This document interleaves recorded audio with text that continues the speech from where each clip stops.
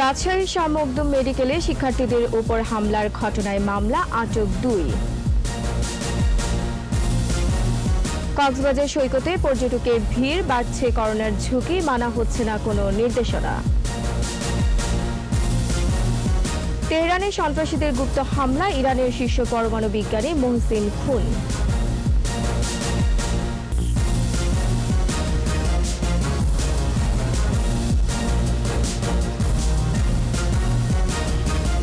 শুনছিলেন first security ইসলামী bank limited সংবাদ শিরোনাম। আমন্ত্রণ জানাচ্ছি সকাল 9টার 21 সংবাদে। সাথে আছি আমি রোমানা আমিন।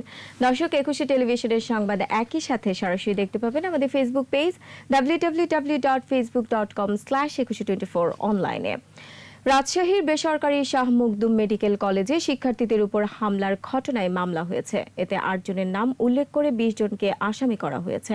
জিজ্ঞাসাবাদের জন্য 2 জনকে আটক করা হয়েছে। বিকাল 5টার দিকে রাজশাহী নগরীর খড়খড়ি এলাকার ওই মেডিকেল কলেজ চত্বরে এই ঘটনা ঘটে। হামলায় 13 শিক্ষার্থী আহত হয়েছেন। তাদের রাজশাহী মেডিকেল কলেজ হাসপাতালে ভর্তি করা হয়েছে। শিক্ষার্থীরা জানান, কলেজের হোস্টেলে তারা নিজেদের জিনিসপত্র নিতে চান। প্রথমে তাদের হোস্টেলে ঢুকতে দেওয়া হয়নি। কিছুক্ষণ পরে জানানো হয় হোস্টেলে ঢুকতে দেওয়া হবে। এরপর মেডিকেল কলেজ গেট বন্ধ রেখে এলোপাতাড়ি মারধর শুরু করে। কর্তৃপক্ষের কথায় এমন হামলা চালানো হয়েছে বলে দাবি শিক্ষার্থীদের।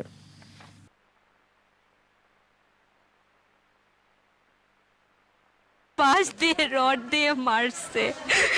আমরা শুধু গেছিলাম আমাদের কলেজে।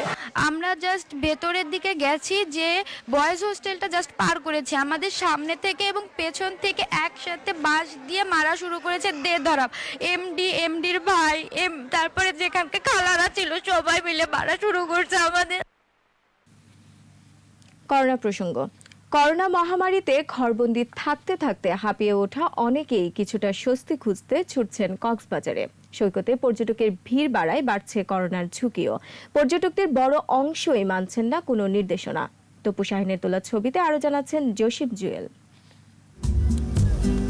পাহাড় সাগরের অপরূপ দৃশ্য। 120 কিলোমিটার দীর্ঘ সমুদ্র সৈকতে সাগরের বিশাল ঢেউ, মায়াবী গোধূলি, সোনালী সূর্যোদয় মন কাড়ে পর্যটকদের।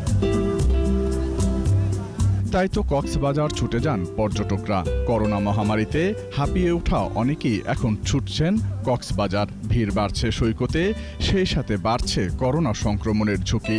সুগন্ধা পয়েন্টের প্রবেশমুখী বড় করে লেখা মাস্ক ছাড়া প্রবেশ নিষেধ। সাইনবোর্ডে আছে নানা নির্দেশনা, কিন্তু নির্দেশনা মানছেন না অনেকেই। মাস্ক ব্যবহার করুন, মাস্ক পরিধান না করে বিচে প্রবেশ করবেন না। করোনার দ্বিতীয় ঢেউ যখন করা নাড়ছে, তখন এভাবেই মাইকে সারাদিন সতর্ক করা হচ্ছে। তারপরও কারো কোনো বিকার নেই। মাস্ক একবার কিনছি, কিনা বাসায় দিয়ে পড়ছি। আনতে বুইলা গেছি, এখন কিছু করার আছে? পড়ে গেছে, কোথায় জানি পড়ে গেছে। ঝুঁকি জেনেও মাস্ক না পরতে আছে নানা অজুহাত।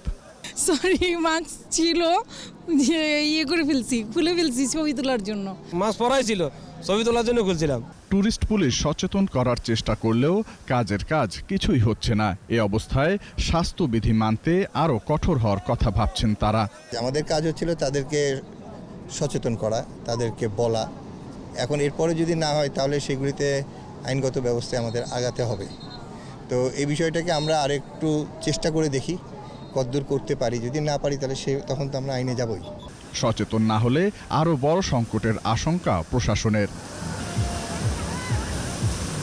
জসিম জুয়েল, 21 টেলিভিশন, কক্সবাজার। করোনায় আরও 20 জনের মৃত্যু হয়েছে। এর মধ্যে 17 জনই পুরুষ। মৃতের সংখ্যা বেড়ে 6544। স্বাস্থ্য অধিদপ্তরের দেয়া তথ্যে দেশে 118টি ল্যাবে করোনা পরীক্ষা হয়েছে 16,378 জনের। শনাক্ত হয়েছে 2,273 জন। মোট শনাক্ত 4,58,711। নতুন 2,223 জন সহ 3,73,676। 24 ঘন্টায় শনাক্তের হার 13.8%। করোনায় 67 মানুষের মধ্যে মৃত্যু হার সবচেয়ে বেশি, 53.01%। দেশে এ পর্যন্ত করোনা পরীক্ষা হয়েছে 27,29,580 জনের। করোনার কারণে এবার সুন্দরবনের দুবলাচরে শতবর্ষীয় ঐতিহ্যের রাজ উৎসব ও মেলা হচ্ছে না। তবে সনাতন ধর্মাবলম্বীরা রাজ পূর্ণিমায় পূজা ও পুণ্যস্নান করতে পারবেন। এজন্য এরই মধ্যে বন বিভাগের সব শর্ত মেনে প্রস্তুতি সম্পন্ন করেছেন তারা। মংলা প্রতিনিধি আবুল হাসানের রিপোর্ট, জানাচ্ছেন সমর ইসলাম।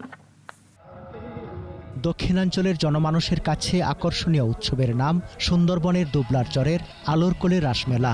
সনাতন ধর্মাবলম্বীদের পূজা অর্চনা ঘিরে এই মেলা হলেও বিভিন্ন ধর্মবর্ণের অনেক মানুষ দেখতে আসেন। তবে এবার পরিস্থিতি ভিন্ন। করোনার কারণে স্বাস্থ্যবিধি মেনে শুধু পূজা ও পুণ্যস্নানের অনুমতি দিয়েছে বন বিভাগ। সীমিত আকারে আমরা পূজাটা হবে, প্লাস জনসমাগম কমানোর জন্য যাতে করোনার বিস্তার না হয় সেই জন্য মেলা হবে না। শুধু সনাতন ধর্মের যেসব হিন্দু আছে তাদেরকে সুন্দরবনে প্রবেশ করতে দেওয়া হবে, শুধু পূজা হবে এবং পুণ্যস্নান হবে। রোববার সন্ধ্যায় সুন্দরবনের দুবলার চরে শুরু হবে এবারে রাস পূজা। এবং সরকারি যে নির্দেশনা রয়েছে সেই নির্দেশনা মোতাবেকই স্বাস্থ্যবিধি মেনে আমরা এবার এখানে রাস পূজা অংশগ্রহণ করব এবং পুণ্যস্নান শেষে আমরা নির্দিষ্ট সময়ের ভিতরে আমরা আবার ফিরে আসবো। দুবলার চর মেলায় আমরা সবাই যাচ্ছি। সরকারি বিভিন্ন নিয়মকানুনকে আমরা মেনেই এই উৎসব পালন করব। সোমবার সকালে পূজা অর্চনা আর পুণ্যস্নানের মধ্য দিয়ে শেষ হবে রাস উৎসব। সমর ইসলাম, 21 টেলিভিশন। সংবাদ এই পর্যায়ে একটা বিরতি নিচ্ছে। স্বাস্থ্যবিধি মেনে চলুন, সুস্থ থাকুন। যখন ফিরছি তখন অন্যান্য খবরের সঙ্গে আরো থাকবে। পাবনার চলনবিল অঞ্চলে অবাধে শামুক নিধন, হুমকিতে জীববৈচিত্র্য, কমছে কৃষি জমির উর্বরতা। বিরতির পর আবার আমন্ত্রণ সকাল 9টার 21 সংবাদে। দেশের 25টি পৌরসভা নির্বাচনে মেয়র পদে দলীয় প্রার্থিতা আজ চূড়ান্ত করবে আওয়ামী লীগ। বিকাল 3:30টায় প্রধানমন্ত্রী শেখ হাসিনার সভাপতিত্বে গণভবনে দলের স্থানীয় সরকার প্রতিষ্ঠান মনোনয়ন বোর্ডের বৈঠকে এই প্রার্থিতা চূড়ান্ত করা হবে। এদিকে দলের মনোনয়ন ফর্ম বিক্রি শেষ হয়েছে গতকাল। প্রতি এলাকাতেই রয়েছেন একের অধিক প্রার্থী। প্রণব চক্রবর্তীর রিপোর্টে বিস্তারিত। প্রথম দফায় আগামী 28 ডিসেম্বর থেকে 25টি পৌরসভা নির্বাচন উপলক্ষে গেল 24 নভেম্বর থেকে দলীয় মনোনয়ন ফর্ম বিক্রি শুরু করে বাংলাদেশ আওয়ামী লীগ। শেষ দিনের সকালেও অনেকেই ফর্ম সংগ্রহ করেছেন। তরুণ অনেকেই দলীয় মনোনয়ন প্রত্যাশী। নৌকা প্রতীক পেলে জয়ের ব্যাপারে আশাবাদী সবাই। জননেত্রী শেখ হাসিনা যিনি আমাকে মনোনয়ন প্রদান করে আমি পঞ্চগড় পৌরসভাকে একটা আধুনিক পৌরসভা হিসাবে গড়ে তুলব। দিনরাত পরিশ্রম করছি, জনগণের দুঃখে সুখে আছি। আশা করি এবার আমি বিপুল ভোটে বিজয় লাভ করব। আমার খুব ভালো লাগছে যে আমাদের স্বাস্থ্যবান যুব সমাজ আমার সাথে থাকবে। তরুণেরা এই ভোট আমি বেশি পাবো। প্রতিটি পৌরসভায় রয়েছে 5 থেকে 6 জন করে মনোনয়ন প্রত্যাশী। তবে দলের হাইকমান্ডের নির্দেশনা মেনে নেওয়ার কথা জানিয়েছেন সবাই। দলের সভানেত্রী যদি আমাকে না দিয়ে অন্য যাকেই দেখ না কেন, আমি নৌকার পক্ষে তাকে বিজয়ী করার জন্য আমি নিরলসভাবে অতীতের মতো আমি কাজ করে যাব। বাংলাদেশের ভোট নির্বাচন মানে হচ্ছে উৎসব।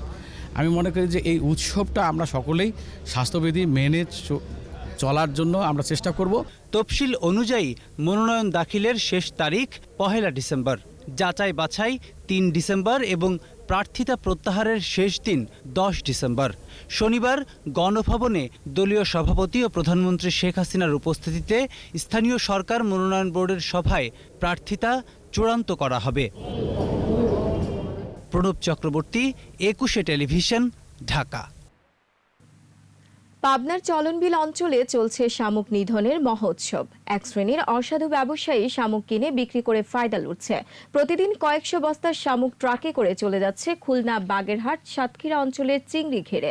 পরিবেশবিদরা বলছেন, পানি দূষণ রোধে প্রাকৃতিক ছাঁকনি হিসেবে খ্যাত এই জলজ প্রাণী নিধনের ফলে হুমকিতে জীববৈচিত্র্য। কমে যাচ্ছে কৃষি জমির উর্বরতা শক্তিও। পাবনা প্রতিনিধি রাজিউর রহমান রুমির রিপোর্ট, জানাচ্ছেন মাসুম আলিসা। পাবনার চলন বিলের অন্যতম বড় বিল খালিশাগাড়ি বিল। বিলপাড়ের বাসিন্দাদের বর্ষা মৌসুমে আয়ের একটি উৎস মাছ শিকার, আর ইদানিং যোগ হয়েছে শামুক ধরা। স্থানীয় ব্যাপারীরা প্রান্তিক মানুষদের দিয়ে প্রতিদিন ছোট ছোট ডিঙ্গি নৌকায় শামুক সংগ্রহ করায়। এরপর বস্তা প্রতি 200 থেকে 250 টাকা দরে কিনে নেয়। শুধু এই বিলেই নয়, জেলার চাটমোহর, ভাঙ্গুড়া, ফরিদপুর ও সুজানগর উপজেলার বিলকুড়ালিয়া, আফরার বিল, নলডাঙ্গা বিল, ডিকশির বিল, বগা বিল, হান্ডিয়াল বিল সহ বিভিন্ন বিলে এভাবেই প্রতিদিন চলছে শামুক নিধন। কৃষকদের হাতে কাজ থাকলে মাত্র তাদের অর্থ উপার্জনের দুটো পথ।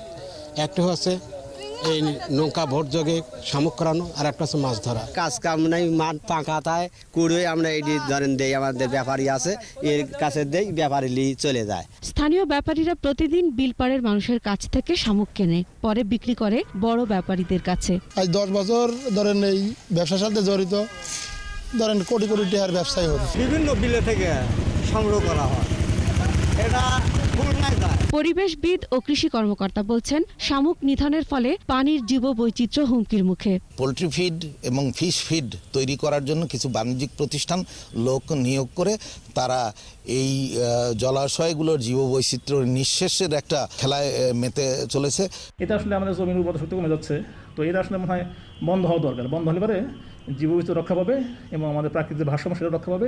শামুক নিধনের সুনির্দিষ্ট শাস্তি না থাকার কথা জানিয়ে প্রশাসনের কর্মকর্তারা বলছেন, এ বিষয়ে দ্রুত পদক্ষেপ নেওয়া হবে। এটা মাছ চাষের জন্য উপকারে লাগে এটা বলবো না, তবে প্রাকৃতিক পরিবেশের জন্য খুব উপকারী। শামুক ধরার ক্ষেত্রে এভাবে সুনির্দিষ্ট কোনো শাস্তি এর কথা বলা হয়। নিধন বন্ধ ও স্থানীয় বাসিন্দাদের সচেতন করা না গেলে আগামীতে বিল অঞ্চল থেকে শামুকের অস্তিত্ব হারানোর আশঙ্কা করছেন সংশ্লিষ্টরা।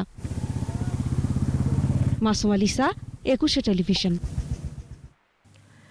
আরব আমিরাতের শারজাহ শহরে সড়ক দুর্ঘটনায় আব্দুল গফুর নামে এক বাংলাদেশির মৃত্যু হয়েছে। তার বাড়ি হবিগঞ্জের চুনারুঘাট উপজেলায়।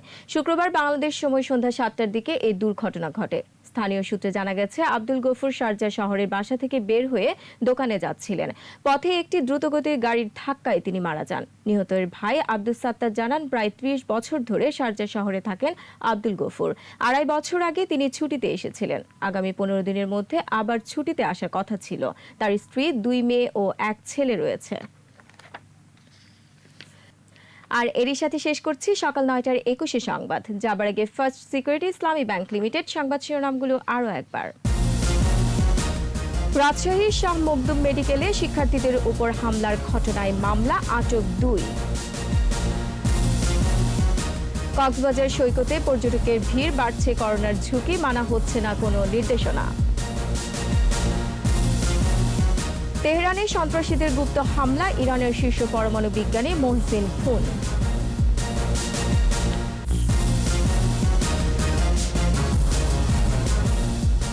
দর্শক, 21 টেলিভিশনের সর্বশেষ খবর জানতে ডায়াল করুন 2021 নম্বর আর ভিজিট করুন 21-tv.com এই ওয়েবসাইটে। এছাড়া ফেসবুকে ভিজিট করতে পারেন facebook.com/2124 অনলাইনে। এতক্ষণ সাথে থাকার জন্য ধন্যবাদ। পরবর্তী সংবাদ বেলা 12টায় দেখার আমন্ত্রণ রইল। স্বাস্থ্যবিধি মেনে চলুন, সুস্থ থাকুন, 21-এর সাথেই থাকুন।